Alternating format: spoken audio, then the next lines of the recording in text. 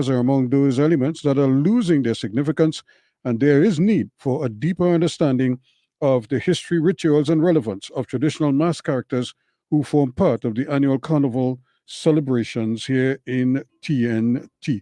Of course, tonight they're going to share some of the information with a hard hitting panel to discuss some of those issues and all that it entails. It is with pleasure now here on Talk City 91.1 FM as we start the program. Let me join the host, Ambassador Reverend Kwame Kamau. A very pleasant night to you, of course, Ruskin, and to all of our loyal listeners of Talk City 91.1 FM. I am joined this beautiful Wednesday evening, and by the way, good morning, good evening, good night, depending on where you are tuned in to us and locked on live. Perhaps you're part of the fortunate Talk City audience. Akwaba, welcome.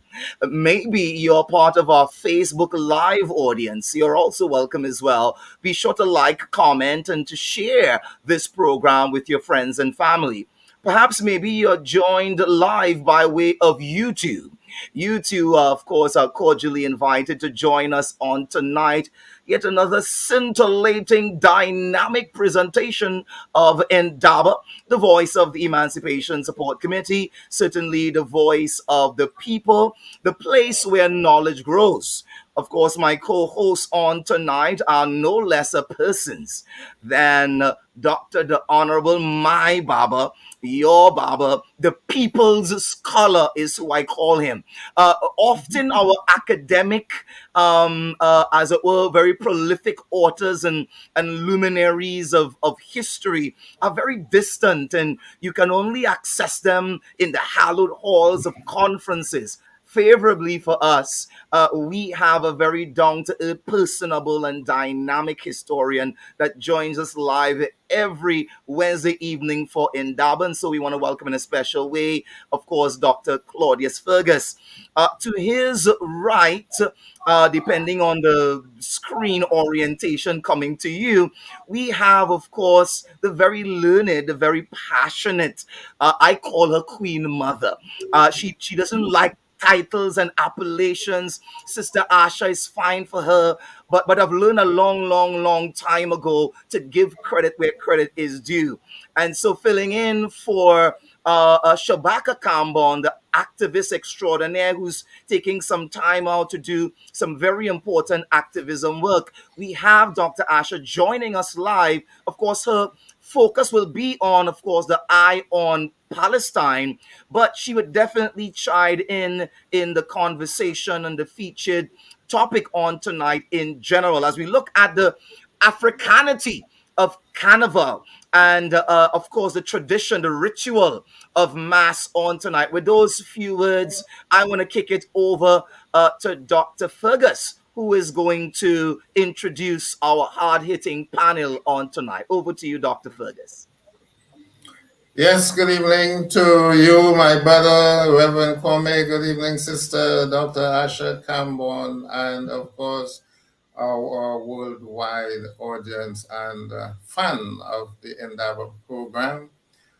We have three erudite scholars and practitioners in the art, and I would go directly to them as they come up on the screen.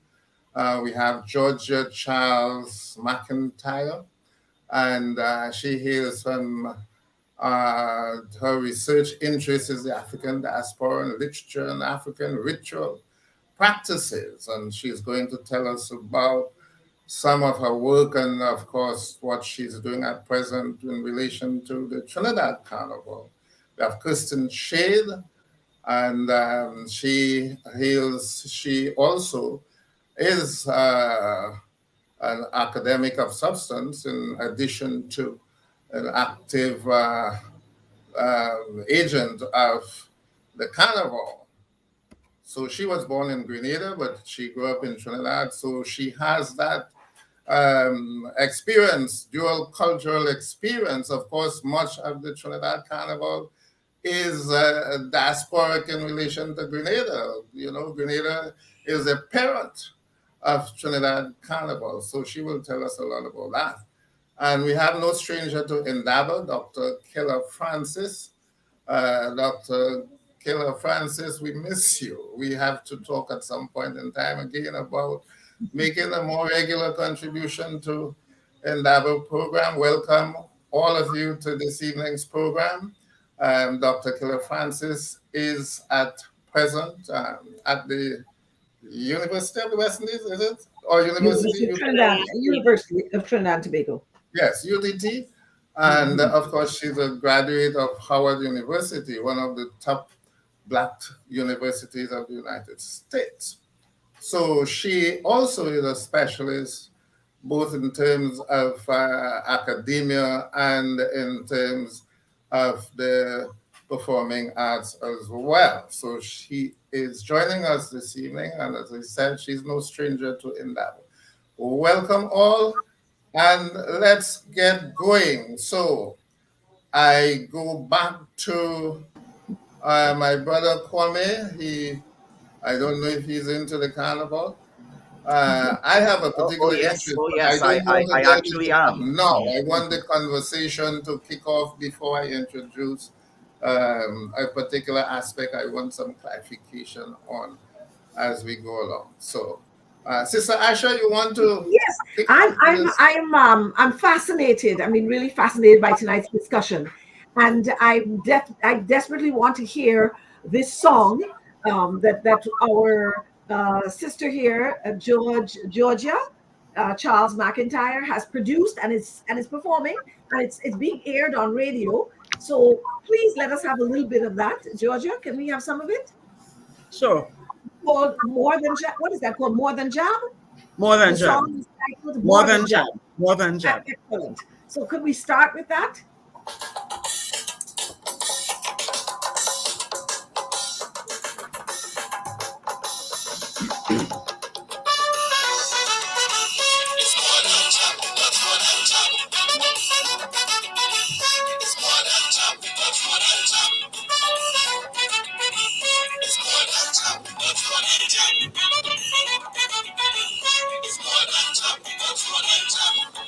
Them call it devil man through the eyes of them Christian. Quick to throw in the labas. All that is African. But this thing that we call job, deep inside our we. When you see an oil we down, that is we history. You see, we descend from slaves. And oh, that wasn't nice. So no pretty mats we crave inside the paradise. And for all the things Master do, today is judgment day. For the evil they will rule. It's the devil they have to pay. So three things which are no prayer. The jail or the hospital. We will call us better spare. Because we refuse run. Because we were born in protest. And we will give them no rest. Once we see things going wrong. So long each of us this now. One intention we have. To be a warriors all year long. So when the phenomenon started down, get the oil and I started down.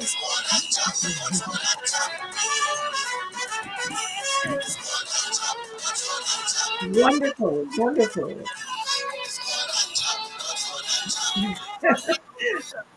Fantastic. All things were made from mud, so to mud we must return. So when the cracker done, we bathe with mud in the street. They want to treat us with corn and to hypocrisy retreat. But we don't intend to please all who no blame say. We go bring them to the knees. Now see them up with paint, up and down with sweet oil. The pretty world we go smell for all the things that is spoiled. Tell them judgment day is here. Treating chop for free. Hospital. In modern oil we just fail. Because we feel no run. Yes, we stink and dirty. For that is we duty. Once we see things going wrong. No, we won't surrender. We have one agenda. To be your warriors all year long. Mhm. When we start to come, more than jump. More than job, Oil and I start to come, more than jump. more than job, more than job.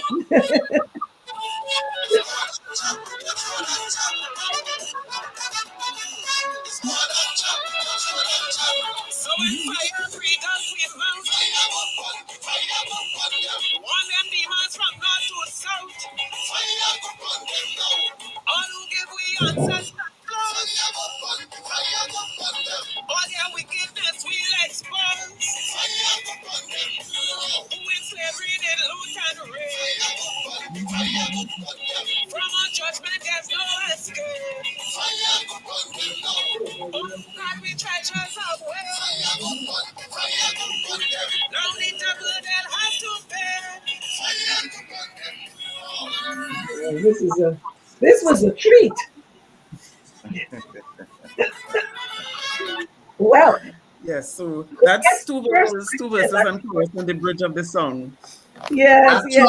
Actually, I wanted to talk to that aspect of the discussion.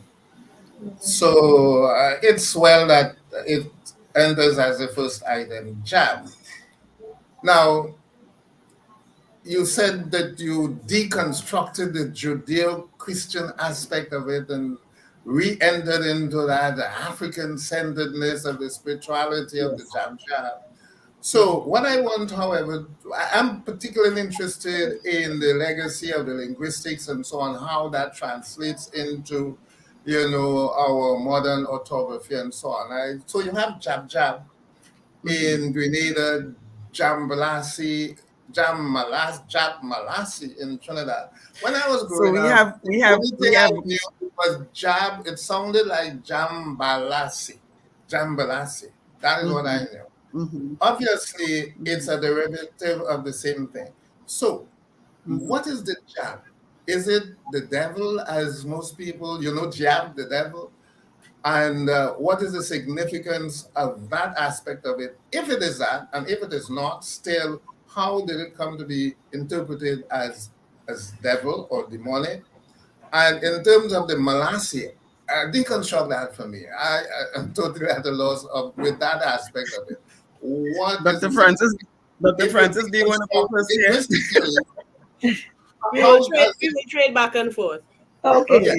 Here these and it, let's allow these two erudite yes, scholars here to bring us into the picture. So that go ahead. great, So yeah. if we're going with Dr. the Francis?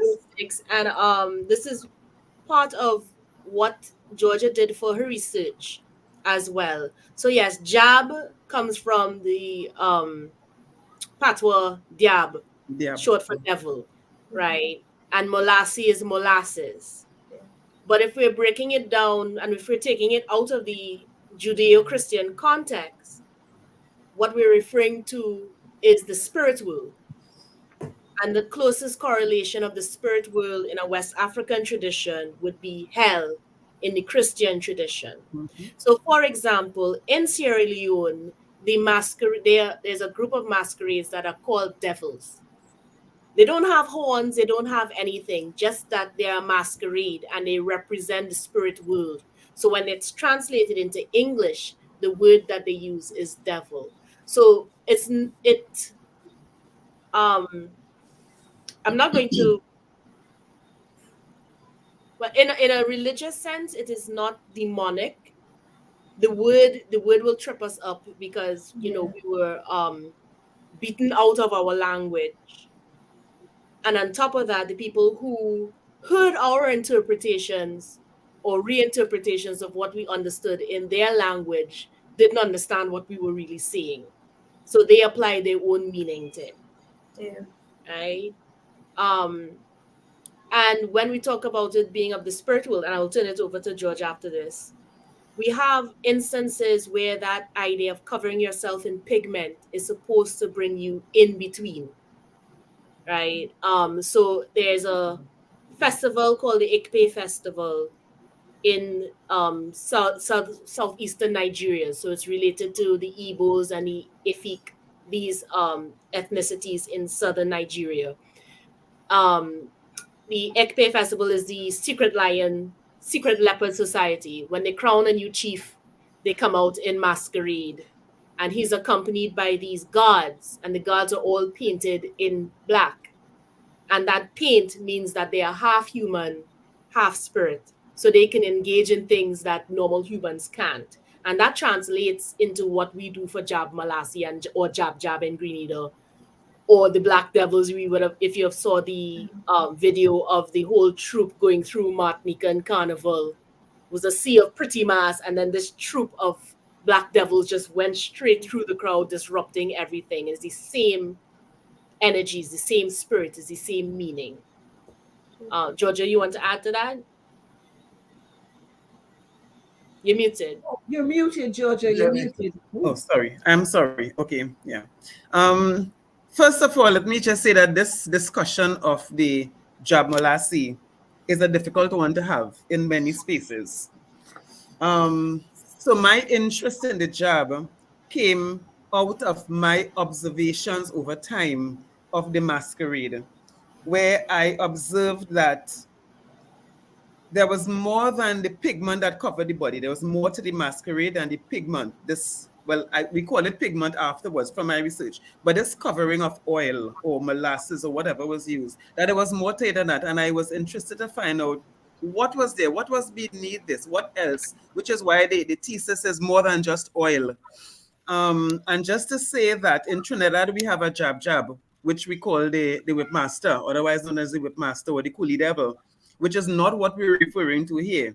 Here we're talking about a masquerade that is covered in oil. It started off as molasses mixed with soot, and coming through the ages, it was engine oil, and there's now charcoal mixed with baby oil, and there's body paint, and there's chocolate, and a whole host of other pigments that are used.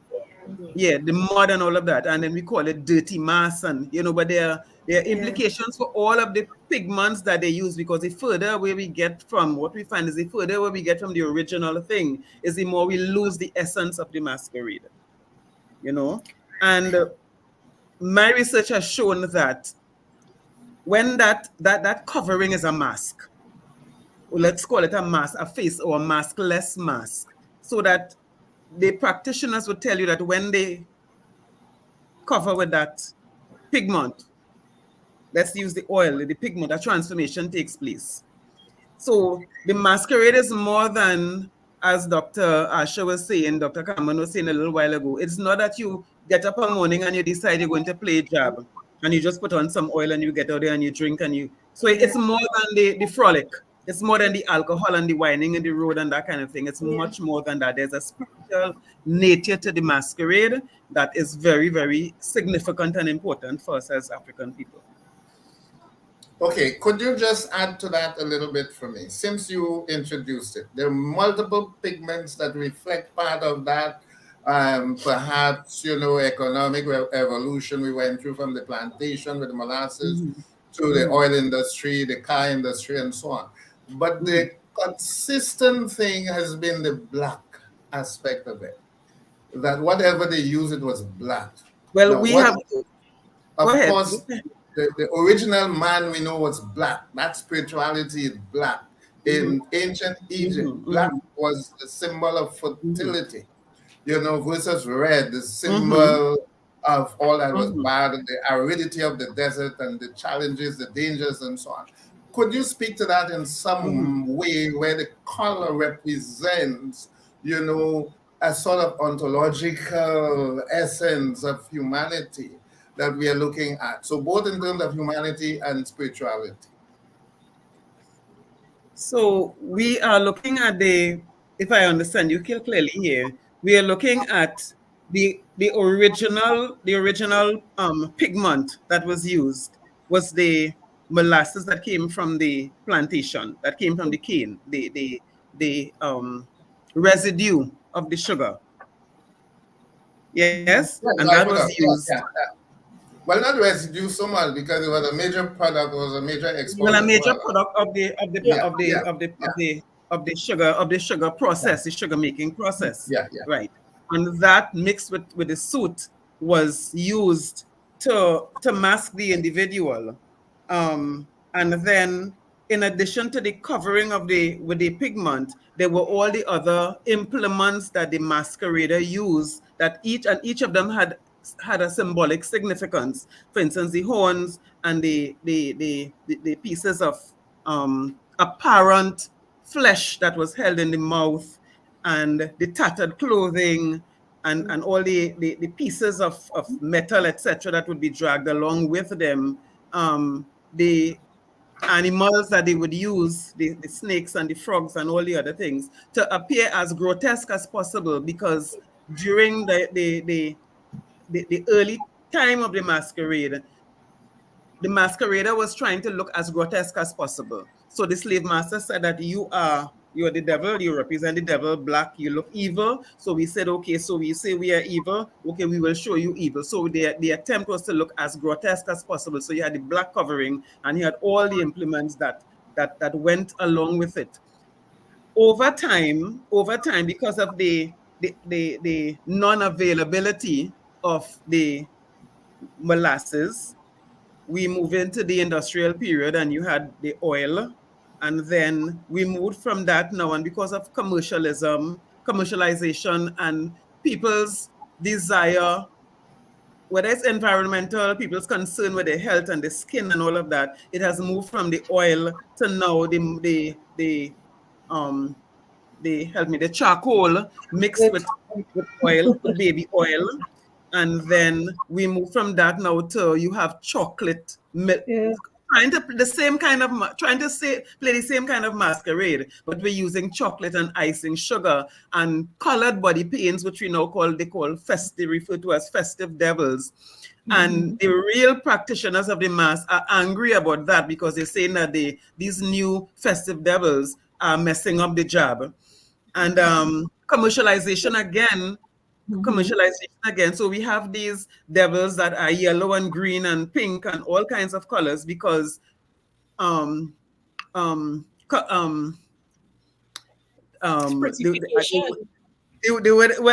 thing is, I'm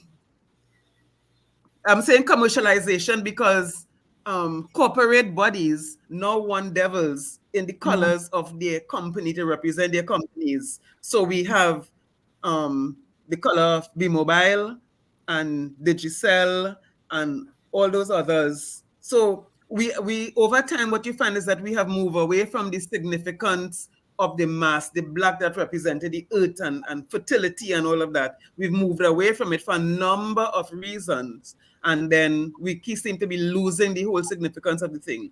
In addition to which, if I'm going on too much, let's bring in Kisten to share some of her views on this. Because she's a practitioner. So what do you use, Christian? I'm curious to hear how Christian participates in representing herself in the job. Oh, but you're muted. You're muted.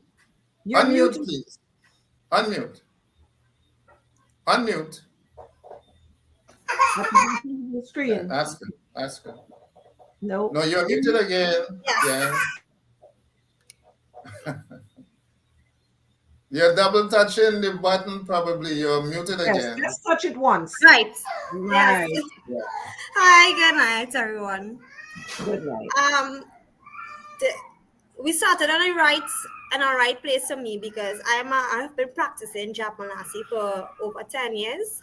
And I'm listening to the song, and it conceptualizes everything about the Jab Malasi. And according to Georgia, the mass for us is what we call ancestral mass. It's a protest mass, based on what has happened back then. So it is very uncomfortable for people to come and just play the mass, because they think it's just a masquerade, and it's not just a masquerade, right? There's a patois saying, "Jab say your neck, meduse no blah blah," right? Which says or represents the exact same thing Georgia said is, well, if white is God, they believe white is God, right? White is higher than us. And therefore, if we are black, we must be the devil. So that's what it says. If white is God, black must be the devil. So then, okay, we'll show you all devil, if this is what you all want. right? And the molasses came out, from the plantation. We had the workers there. They have been working, ancestral. And, there might be one of our ancestor male will say, Mercia, sir, my wife working hard, she pregnant, get she a blight, get she a brick. And they will see it as bowls. How could you tell us what to do? And they were thrown into molasses pits, right? Chances of coming out of molasses pits is you're coming out with a broken arm. You're coming out with alive. If you come out alive, something is deformed. So the movement of a job molasses is deformed and all these different things. So everything represents what happened, right, back in those days in the plantation, right? And we live in here, and we are performing mass to represent our thanks, for the fight that they have put up with for us to be here. We want to represent what happened there. So the movement has to have some kind of representation to our ancestors, the way we portray it. And she said, we have yellow, red, blue, and it starts to become okay. Anybody want to play a red devil? Come in, it's just a get on and dance. Grotesque. There's bravagage, which is the brave one, right? There's the sensual, that we get here now, right? Women tend to be more sensual in terms of, you can't hide that, right? And then we have we have humorous as well. So the mass has grown to change characteristics and all these different things. But we started as grotesque. This is what we want. We fight for this, right? So us getting and prepared for a job molasses is not just putting paint on our body, right? When we paint, we manifest ourselves back to where we were, or back to where our ancestors were. We drink puncheon, right? Because it's as a spirit, not because we want to get drunk, right? We do it because, we open it, we crack the bottle, we throw some for the spirits, we say a prayer. Because there are many people that might manifest the mask and kind of get out of it, right? We pray for safety and performance. We pray that, what it is the message we try to carry out there is met, right, by our audience and the performance. So it is way more than a masquerade. I'm a Christian, and I have been attacked for playing devil mass, because that is what it is known as, the devil mass. How could you, right? I teach at a Catholic school, right? How could you teach in a Catholic school and do devil mass? But it is not devil mass, right? And I'm saying, if it were not for these ancestors who walked those grounds, right, where would we have been? We might have been in the same position with them, Captain Kane right now, still, in the barrack yards, right? But now they have paved the way for us, and we pay homage by playing the Jab Malassi Mass for them. Ashe, I want to piggyback off of that, especially as you brought up the myth. This is the classic myth of where the Jab Malassi comes from. It is the spirit of a slave who fell in molasses, or pushed. If you want to be gentle, he fell in. If you don't want to be gentle, he was pushed in. He was thrown in. Right? Yeah. And it ties in with your question about the ontology of the color. Right? Now, I want to point out too, when they had the Devil Mask band coming out in the 1900s. So this is after emancipation in the 1900s. They were white devils. And the white devils were dressed as Europeans. And so they were poking fun at the idea that you calling me a devil, you're a devil, you were more devil than me. And even in the grotesqueness, it is the pain that they went through, and it's also the unearthliness of coming from the spiritual realm. You're not supposed to look human. If we add to that, between 1807 and about 1845, Trinidad got an influx of Yoruba-speaking peoples. Right? So now when we talk about the ontological meaning of black is Ogun. Dragging metal implements behind them, Ogun. When you see images of Ogun, he has a metal chain with the cutlass, the different tools, because he represents iron and technology. So we have that tying into it as well. the idea of you becoming transformed by being painted in that black. Gerard Aching talks about it being lower frequency politics. You're making yourself so black you cannot be ignored. Yeah. You think black people are invisible. I am so black you cannot ignore me. I was working on a speech presentation. We're looking at the 3 rebellions in Carnival, the socio-political rebellion, the cultural and identity rebellion, and the cosmic rebellion. And we see all these meeting in the Jab Molasi character.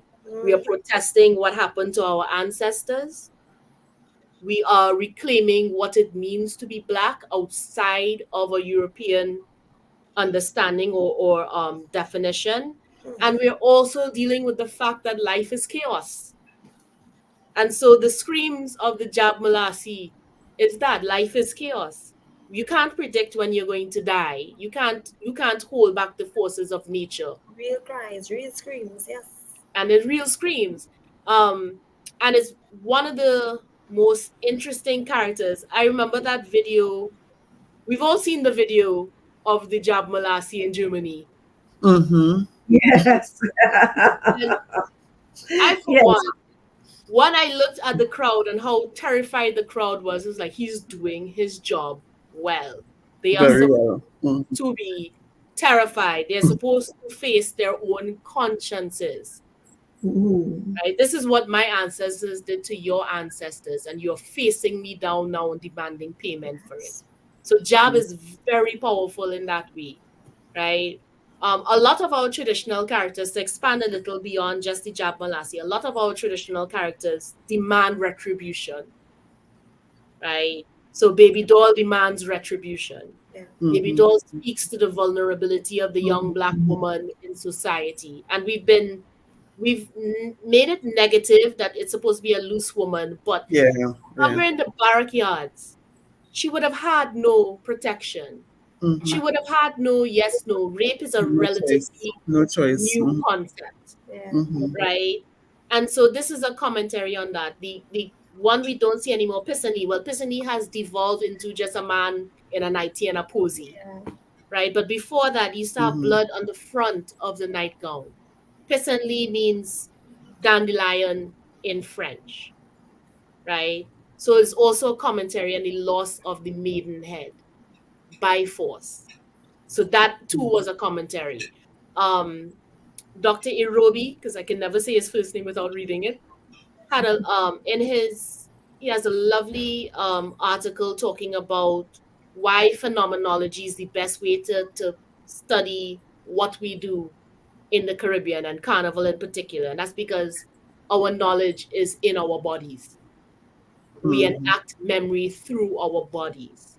So when the Jab Malasi is being grotesque, when the Jab Malasi is demanding payment and confronting his audience, that is us remembering our ancestry, both the bad and our ability to engage in the metaphysical, in the spiritual world, and bring that to our aid. So it's a very powerful masquerade, and I hope if no one takes anything else away from this conversation, Jab Malasi is not the devil of Judeo-Christian. It is not. It is not. Excellent. Okay, as my brother Kwame would say, we have so much that we can do, but time we don't have. We don't have much more time in this segment. So we have to close off this segment. We hope to have you back because this is an unfinished conversation, obviously. Unfinished, absolutely. So, but we would want to hear, a final comment, short final comment, starting from Georgia, then Christine, then we go back to Sister Kela, and we will close this segment off. Georgia? So in closing, I would just want to read. I just wanted to say this: the real devil was the white one. I get this. The white one, yes. The real devil was the white one, yes. And Jab Malasi symbolizes homage to African ancestry. Its Because the protest devil, against the ongoing. imposition of the devil on African spirituality was a colonial invention, huh? So they Exactly, discovered the exactly. devil, the real devil, in the 19th century. Yeah. Go ahead. Exactly so, exactly so. So I'm saying that it pays homage to African ancestry. It reminds us of our freedom, the broken chain freedom from chattel slavery, but still as a reminder that there are injustices in the system for which we will stand against. And the jab is a symbol of identity, of African identity. It is more so in Grenada than in Trinidad, but it is a symbol of identity. And we must remember that. We have to embrace that blackness. Yeah. Yes, Kristen, your final statement. Galamwe, Ibami Saki Slamwe. Here I am, give me what is mine.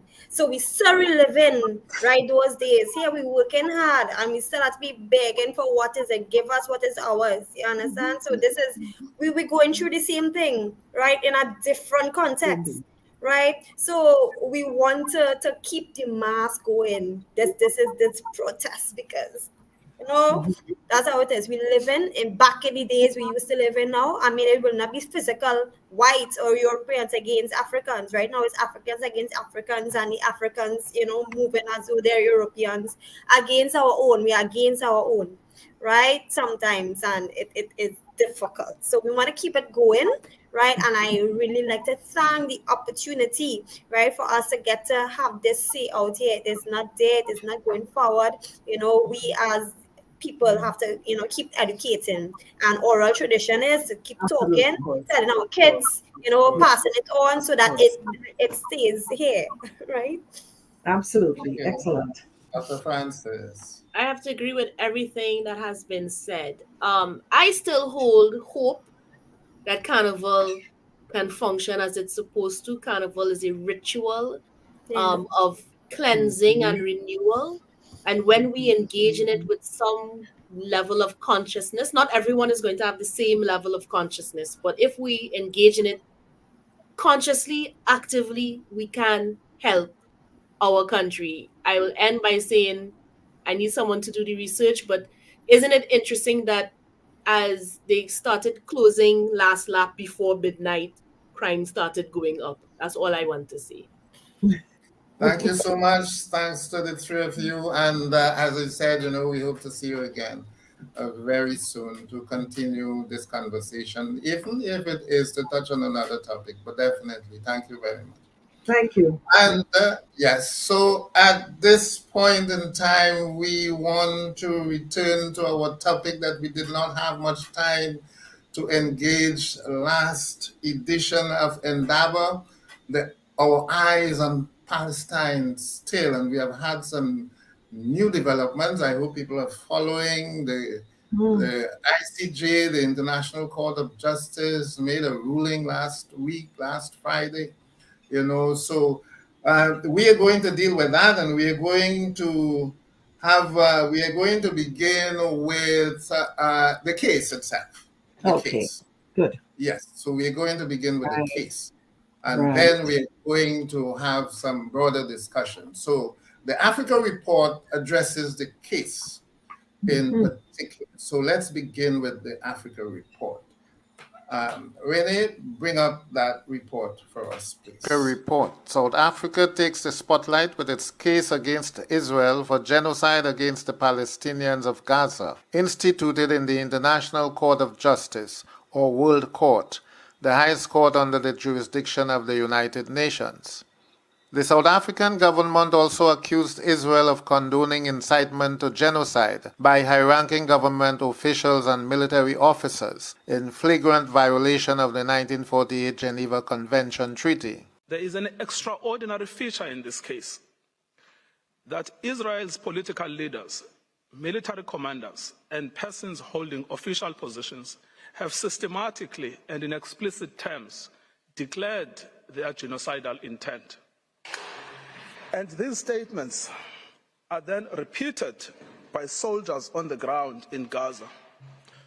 Prime Minister Netanyahu, in his address to the Israeli forces on 28 October 2023, preparing for the invasion of Gaza, urged the soldiers to remember what Amalek has done to you. This refers to the biblical command by God to Saul for the retaliatory destruction of an entire group of people known as the Amalekites. Put to death men and women, children and infants, cattle and sheep, camels and donkeys.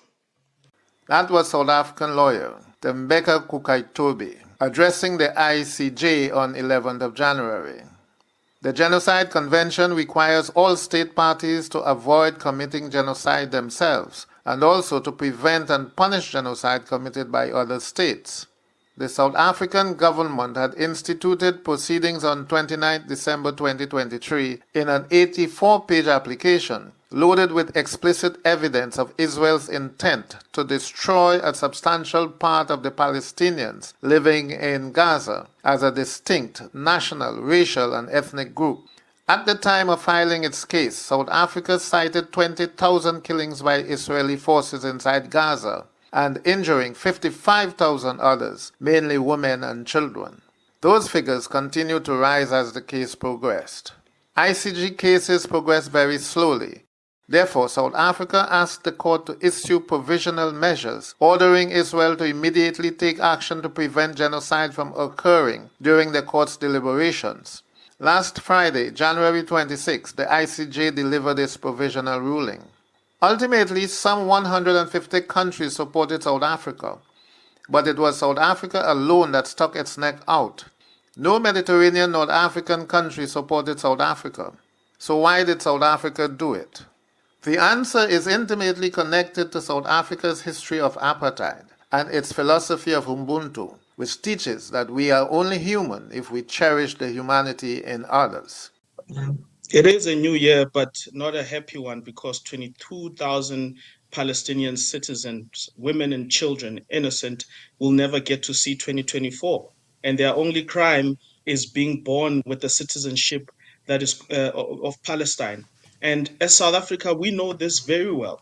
My parents and all the Black people in South Africa, their crime was their ethnicity, their tribe.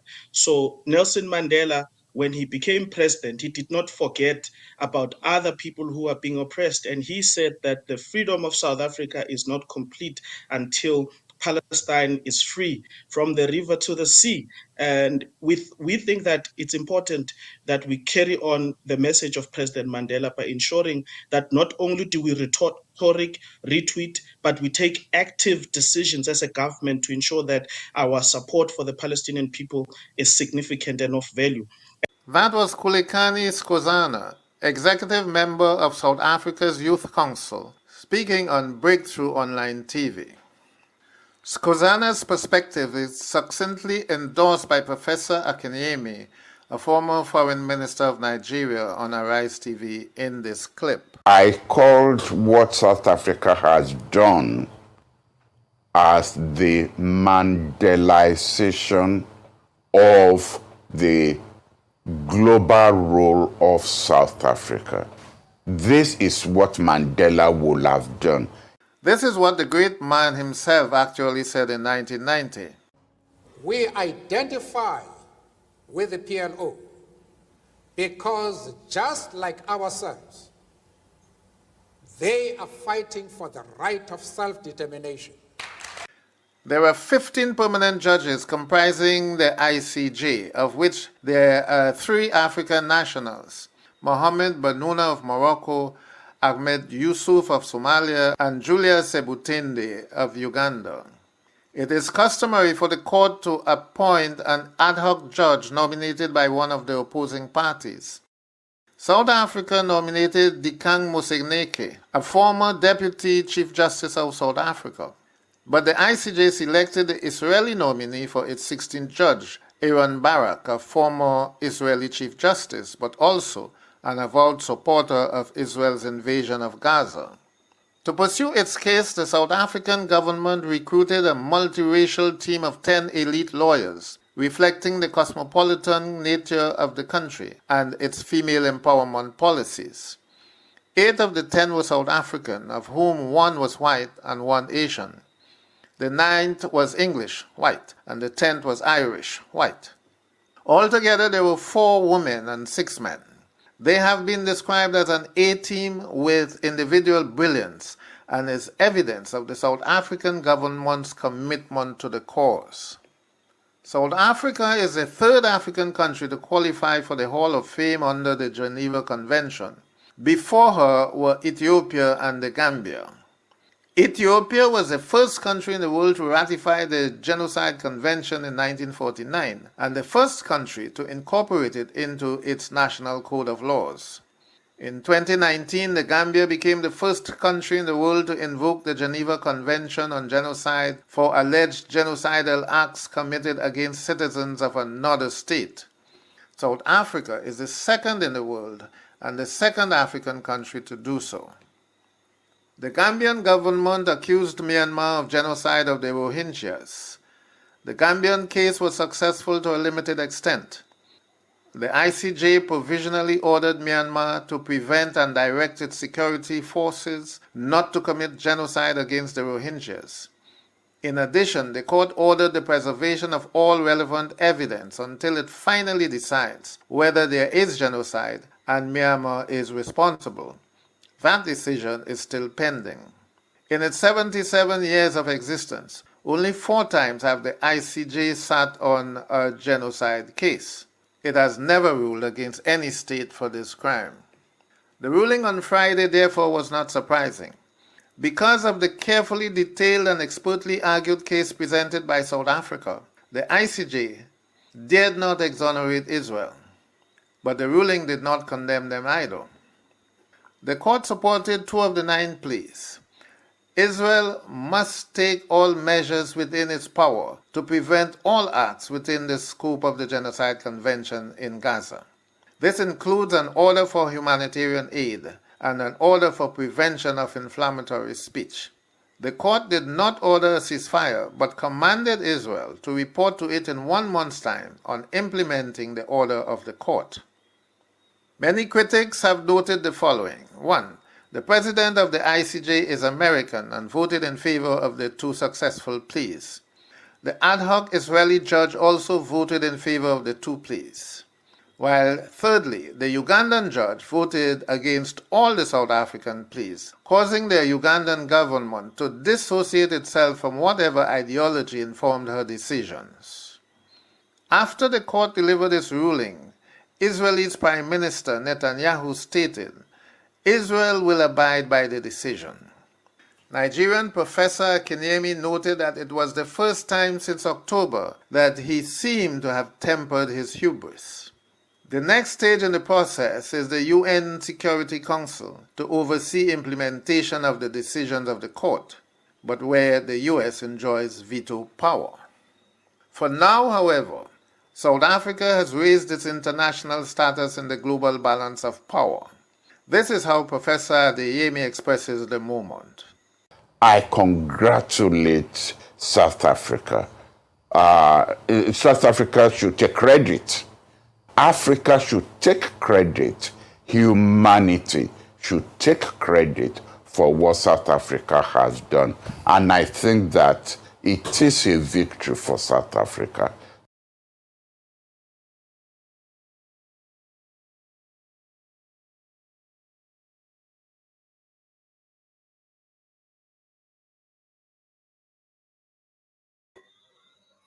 Yes, indeed. We commend and congratulate South Africa for that very, very important decision that it took.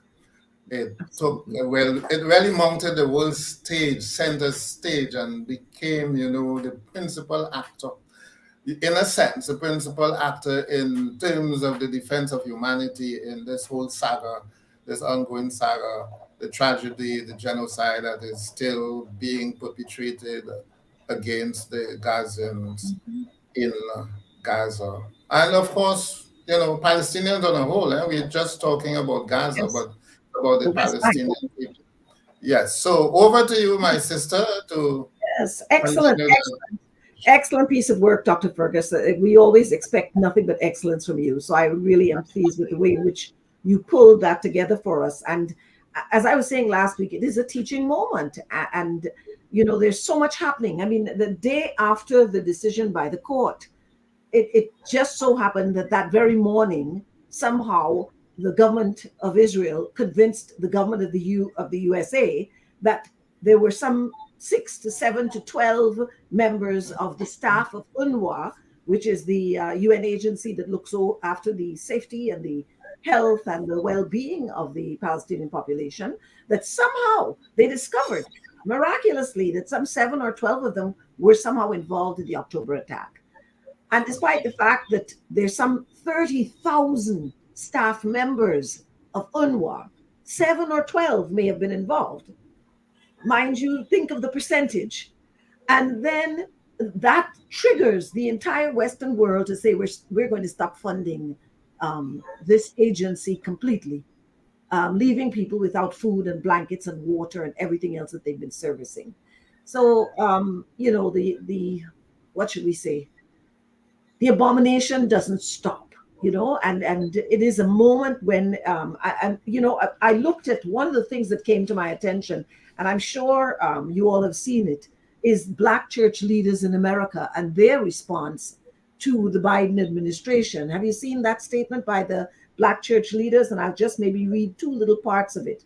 It says that last month, the group called Black Christian Faith Leaders for Ceasefire took out a full-page ad in the New York Times, pushing for President Joe Biden to call for an immediate bilateral ceasefire in the Middle East for the sake of our shared humanity and our collective security. And, it's as we talk about the shared humanity, I thought of the way in which people responded to South Africa. Not just African people responded to South Africa's fearlessness in taking Israel to the ICJ, but everyone else from the South, people all over the global South were saying, this is an amazing moment for us, and they thanked South Africa. So this move by the Black churches, sort of somewhat tentatively telling Biden that, listen, this may not go so easy for you, because we are not jumping up to support you. And I like the statement they raised in relation to Dr. Martin Luther King. They said Dr. Martin Luther King Jr., who is arguably the most known public voice of the Black church's legacy, said that the 3 triplets of evil that the United States must defend are racism, militarism, and economic exploitation. And all 3 of these triplets of evil are at work right now. And definitely we're seeing that triplet of evil, the racism, the militarism, and the economic exploitation taking place in the case of Gaza.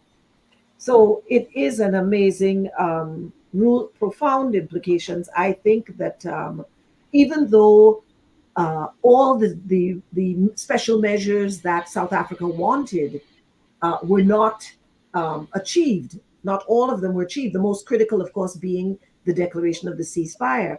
But as the foreign minister of South Africa said when she came out of this, the CJ, the hearing of the International Court, she said, in order to achieve the things that were called for, the introduction of aid and the not harming any of the people from Palestinians in Gaza, it required a ceasefire. So, of course, we've not seen that ceasefire yet. And as a matter of fact, we're seeing more murder of the most horrendous nature. It's Yes, interesting. Brother Kwame, we know you're Again. excited about this topic. Yes, I think we've really continued into part 2 of the discussion of Jab Molasi here, in a sense, because we are seeing on the world stage, which could be likened onto, as it were, the savannah, Barbara Green. We are seeing certainly acts being played out in real time, which is a kind of a theater of the most macabre and diabolic type. And so this is really part 2 of our previous discourse. And I have to share your sentiment, Dr. Fergus, that with regards to the imagery of the diaboli in the earth, the earliest representations have been a blanco or white, so to speak. Not that it references all persons, but in terms of when you look at the Ethiopic, certainly it spells and tells a certain story.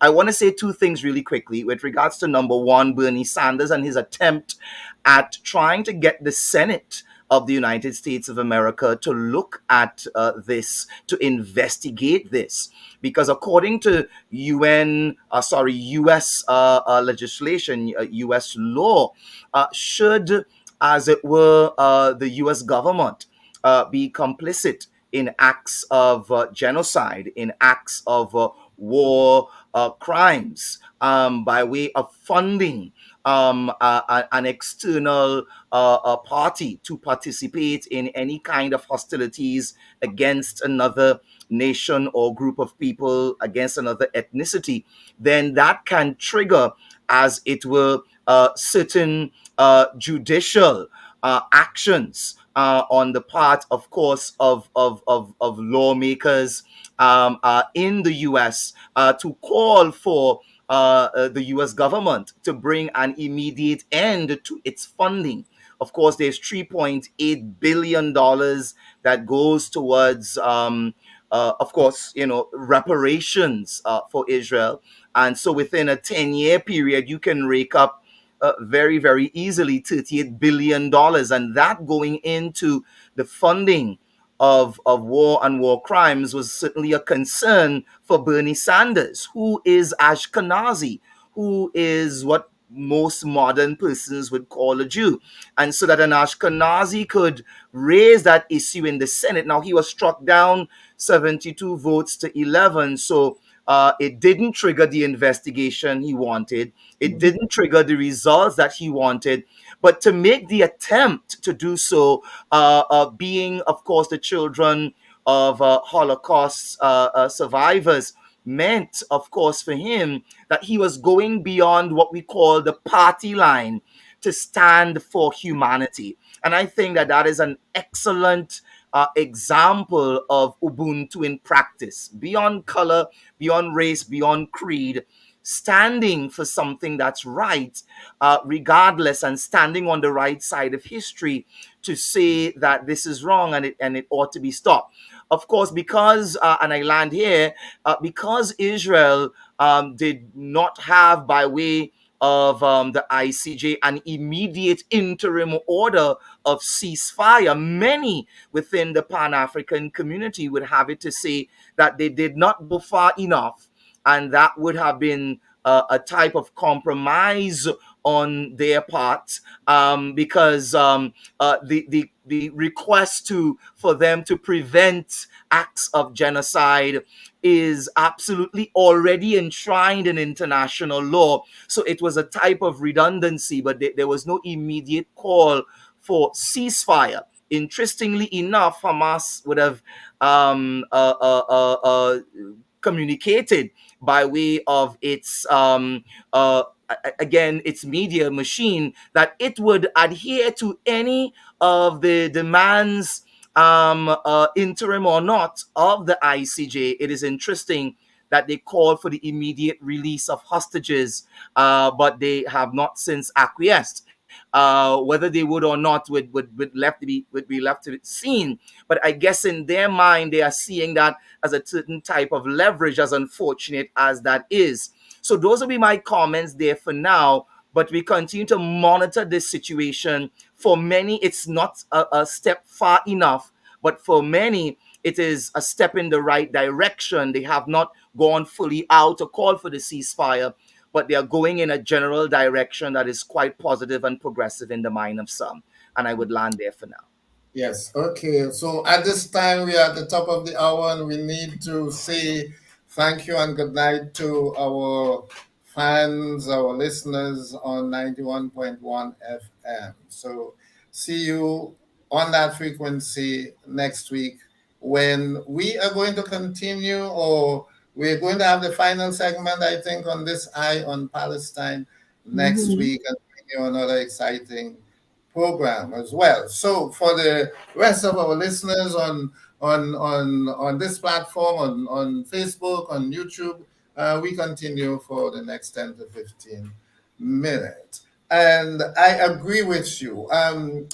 Kwame, the first reaction I had to the judgment was disappointment. To tell you the truth, I was disappointed. I felt flat. I was disappointed. And then I had to force myself to see some positives in it after, reviewing a lot of the feedback and so on, and people trying to pick a little virtue out of the whole thing. And, I said, well, I have to do the same thing. Otherwise, the totality of the disappointment might, get to me in a way that perhaps I wouldn't want it to. But I was disappointed. I was very disappointed. And because I couldn't understand why people were so joyful, or at least, satisfied with the two minor decisions that came out in favor of South Africa. They were important, yes, but by themselves, to me, it simply was just maybe a slap on the shoulder, not even on the cheek for for Israel, it was nothing. And besides, they do not even have to take it on seriously, which I don't think, they intend to do. Even though the court, now this court, I think people must understand, this court, the judgment of the court has no appeal. It is binding on all signatories to that convention. Israel is a signatory to the convention, so it is binding on Israel. It is binding on the United States as well. So to circumvent that, it's not easy. That could lead to continued violation, particularly of the decisions, the rulings, could lead to another aspect of human rights violation being taken before the courts. Furthermore, I'll come back to that. Just let me land here. Now, Indonesia is also has taken South Africa to court on behalf of the Palestinians in terms of self-determination, but that's another case. That's another case. The point is this: there are two major international courts. One is the ICJ, the other one is the ICC. Now, some people, they're not certain of the differences, but the ICJ deals with state versus state conflict. The ICC, however, deals with individuals who committed war crimes, crimes against humanity, and so on. It means, for example, that even if Israel might be found guilty of genocide, which, is kind of doubtful, but even if they are, or even if they're not, it means Netanyahu could be taken before the ICC to answer for war crimes. I would not be surprised if that happens. I really would not be surprised. Yeah. And a lot of those generals as well who advocating for the wiping out of the Palestinians, they could very well be taken before the International Criminal Court. Of course, that court is partly, the result of international diplomacy coming from Trinidad and Tobago, right? But they're two completely separate courts. Two different courts. Absolutely correct. And I think, go ahead. Yeah, I think the very decision to take back Africa and the very act of taking Israel to the International Court under that Convention of Genocide is a profound slap, a profound slap. I mean, the Jews just cannot, the Israelites cannot get over it. I mean, if for them, who the very convention was designed because of theoretically the genocide that was being perpetrated against them by the Nazis, for them to be taken before that very same court, to be tried and accused and brought before that court because they're about to commit genocide or are in the act of committing genocide or maybe committing genocide against another population is an amazing thing to begin with. And I think that's one of the one of the essential things about it. And I totally agree with you that people like Netanyahu and the other military guys who have been calling for the complete elimination of the Palestinian people and acting on those as the court spoke about issues of not just action but intent. The ICJ is concerned about intent, proving intent, which is what they say is very, very hard. But as a lot of the legal experts were saying, that was the case in a sense that South Africa made very explicitly. They brought that issue of intent. Now that's usually the thing that is hard to prove, but the Israeli government processes are so full of their own arrogance and hubris and importance in the world that they told us very clearly what they were going to do. So I think they're in trouble when it comes to, and even their own analysts apparently on television were saying that it's because they spoke out and they said too many things and they said this and they said that, why they're in trouble with the ICJ now. And Mother is frozen. Yeah. Okay. Yes, I wanted to ask a question really quickly. As a matter of fact, it's twofold. With regards to the other side to this, because of course it takes two to tango, always.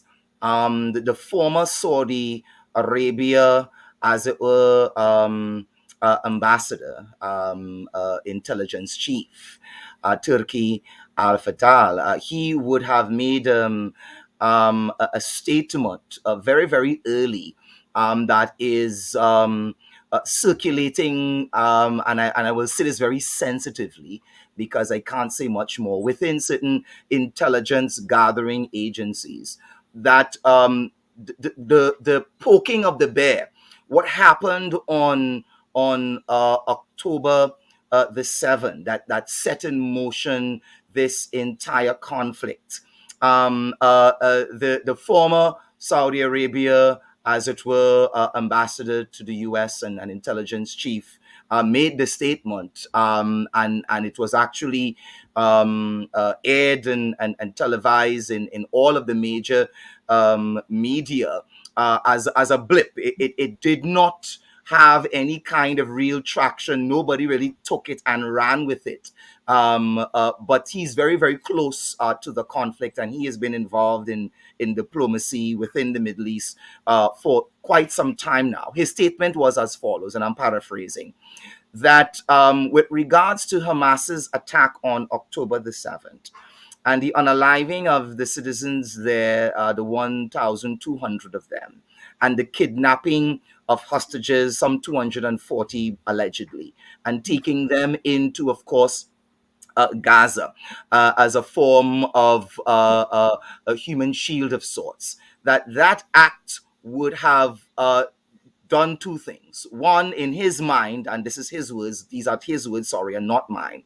One, it would have legitimized Israel and given Israel, as it were, a moral ground to stand on to claim self-defense, a ground that they haven't had for quite a long time, because there wasn't anything quite like this. This is the largest attack on Israeli soil, in 50 years. And so as a result of that, it would have given them the high ground. The second statement that he made was quite controversial, quite powerful, but nobody took him up on it.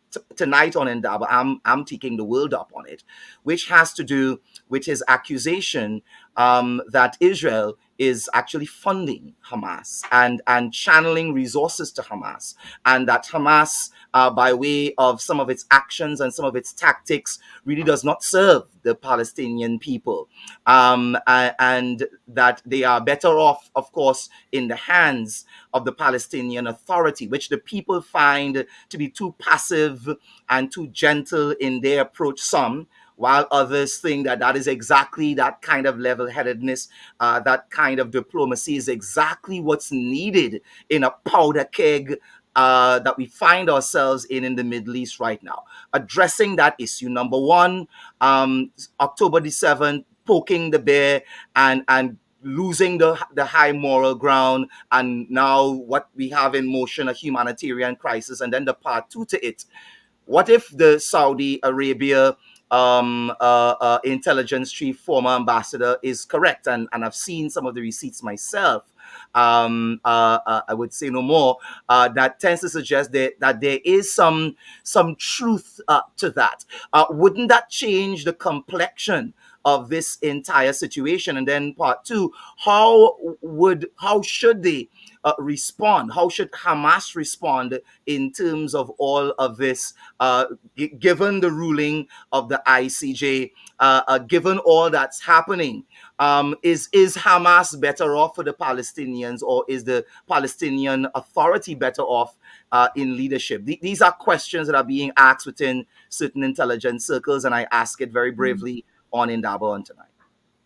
Yeah, but I think Sister Asha would want to go into some great depth on that. But let me just say, as an introduction, sort of, I don't accept that because the October 7th event is a reaction to about 70 years of apartheid, of slaughter, brutality and slaughter, marginalization, imprisonment, and people being lost in prison. Nobody knows where they are, and so on. So that I think the South African lawyer put it quite nicely. There is this biblical invocation of the Amalekite example to wipe the land off. Now, whereas Mandela had said, that the Palestine from the river to the sea, Israel is saying something similar to that Israel, the natural borders of Israel, is from the same river to the sea. And the only way they can accomplish that is to wipe the Gazans off the map. And this is what I think they are doing. Now, whether they provoked the attack by, perhaps some kind of espionage sort of operation, nobody can tell, because we know that kind of thing goes on around the world. The CIA is an agent provocateur all over the world. The Mossad also plays that kind of role, that is the Israeli Secret Service. So it wouldn't shock anybody who understands those things that perhaps there was some manner of instigation to get, some justification, to engage in this kind of scorched earth kind of warfare. So it is not the question really of right to respond. I don't think anybody questioned that. But this is not a response that is equivalent to the attack by Hamas on the 7th. This is a breach of international law. The nature of the engagement that Israel has embarked upon, even from the beginning, they had stated that they're going to wipe them out, right? That the no food, no water, no fuel. What is this all about? That Hitler was saying in terms of the final solution, it's the same thing that Netanyahu is saying, that this operation is the final solution for the security, for the rights, as they call it, the rights of Israel in Palestine, to recreate, this mythical homeland in Palestine. So I do not accept that. I'm not saying that there may not be elements of truth in that, but unless you go back to 1948, and of course some people go back to the end of the 19th century with the rise of Zionism, but in terms of that push, that push that got the Palestinians off the land and made them, into strangers in their own land. 1948, the establishment of the Israeli state. We can start from there. The story is much easier from there. Yes, it's easier from there. And I think may I just say, Dr. Fergus, that there's been some uncovering of all kinds of things recently. One of the reports that has come out is the way in which the reports on the last intifada, that the snipers, the Jewish snipers, they actually reported every evening how many knees they shot off of young men who had been. There was that last demonstration that Jewish people came to the gates of that are at the edge of Palestine, the edge of Gaza, looking out on the other side of Israel and saying they want to go back to their own home territories. On that occasion, I'm trying to remember how many years ago that was. Just a few years ago, actually, the snipers reported how many knees they shot off of the Palestinians every single afternoon when they got back home. It is the, and of course, this is Netanyahu's most moral army in the world, and that's how they conducted their treatment of unarmed young men and people and elderlies and mothers and so on, standing at the fence saying, it's time for us to be, this siege must come to an end. We forget that people have been under siege for 16 years. The other thing is the Saudis. Be careful with the Saudis. These are the people who the Americans have actually, that is a entity that has been, a regime that has been created by the Americans. They're in power because of the American say so and probably financing and what have you and creation. And so it wouldn't surprise me that the Saudis would be the ones, no matter how intelligent a chief he is, who would be spouting this kind of garbage, which I cannot. I'm like Dr. Fergus. I can't believe it. I gotta see 1,000 books and read them to come up to make any sense of that kind of garbage. And also it fits the Jewish narrative that everything is because of October 7th. No, everything is not because of October 7th. Everything is because of the 46 or 70 years of occupation, over the last 16 years of siege of Gaza. I mean, imagine.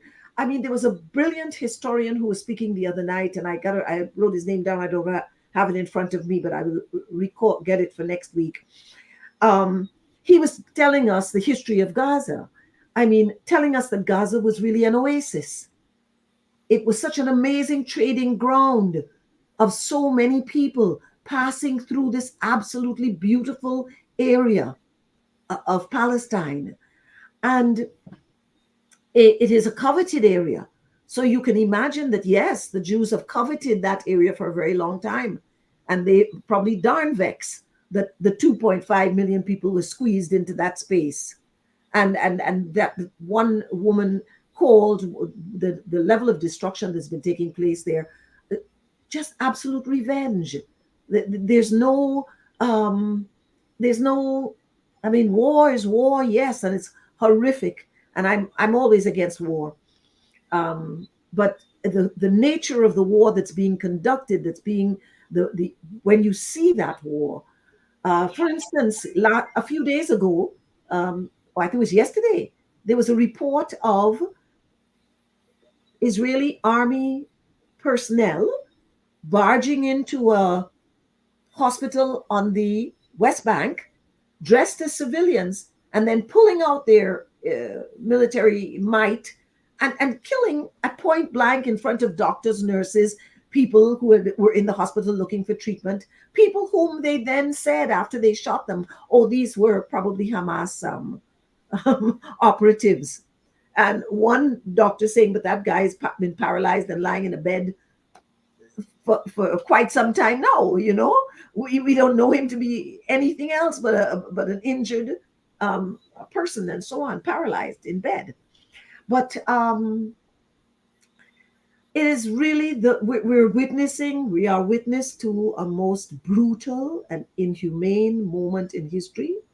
And all those who try to tell us that it isn't, that they have brought this pain upon themselves, be careful. You can't listen to that, because you have to fight back. People have fought back. Yeah. That's what has happened. Yeah, we would give Brother Kwame the final word as he looks at the comment on those, and close the program. So just 2 points, very, very briefly. in addition to the South and Sister Asher, there was a groundswell as well in the North, the so-called North, where in a lot of cities, you had these massive marches, protests, going on at the same time, but there was very little broadcast of those events on the main, what they call mainstream media.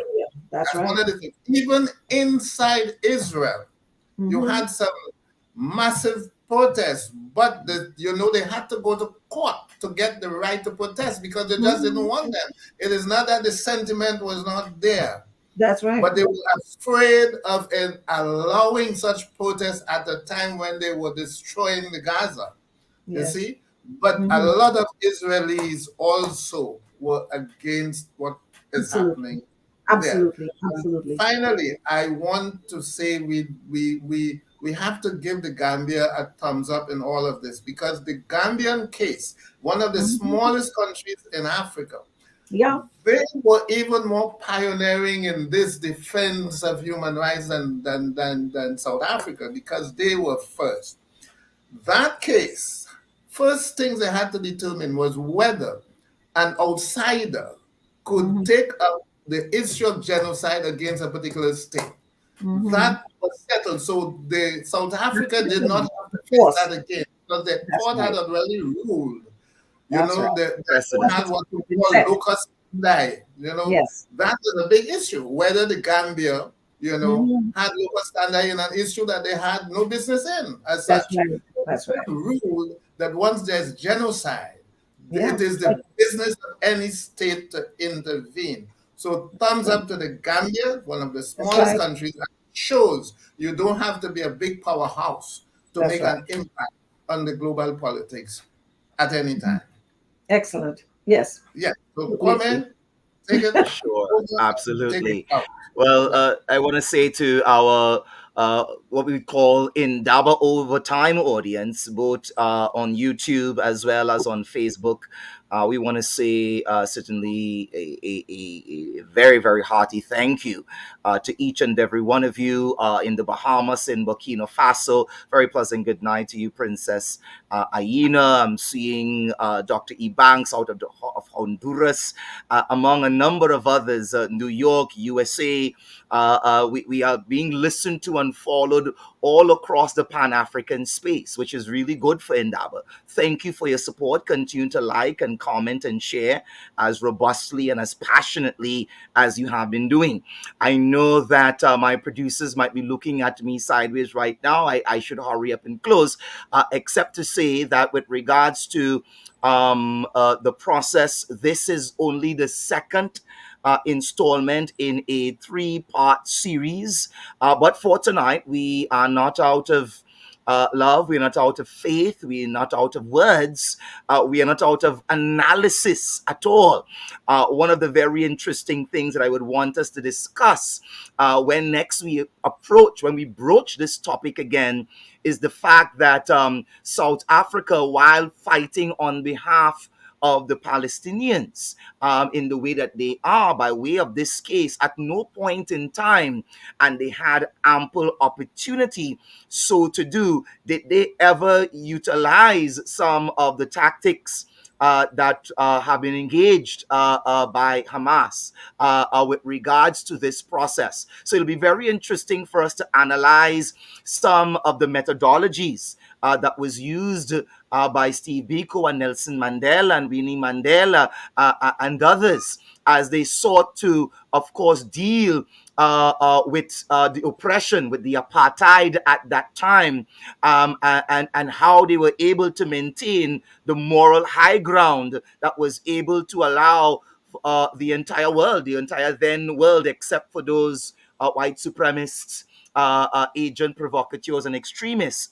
Outside of them, everybody was on their side. So these and more other analyses we will engage, same time, same place, in Indaba on a Wednesday night, right here on YouTube, right here on Facebook, Emancipation Support Committee, and of course between 8 p.m. and 9 p.m. Atlantic Standard Time, we'll be, of course, on Talk City 91.1 FM. With that, we are out of time for now. Until the next one, See you soon, as we say in Swahili, tunani tena.